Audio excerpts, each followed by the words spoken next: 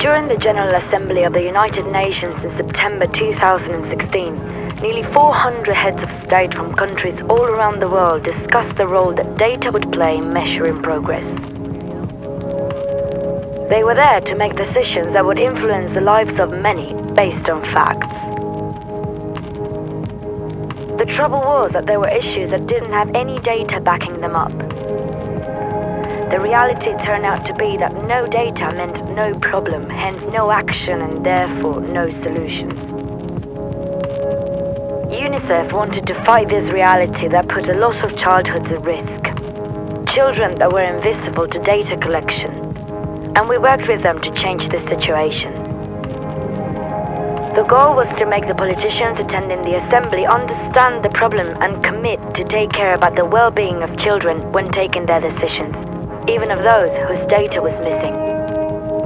Politicians that were already busy and overloaded with information all day, every day.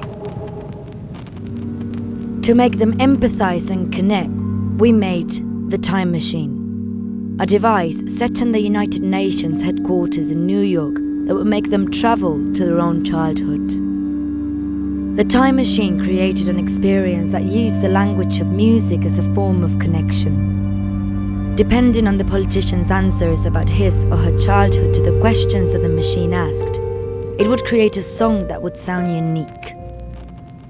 The trip in time and space would make these decision makers be aware that, with their decisions, they could change the songs of many kids. The machine printed a contract, a real accountable contract, that they had to sign with the promise to regulate and build better platforms to collect data that would allow to comprehend the state of childhood in all the countries.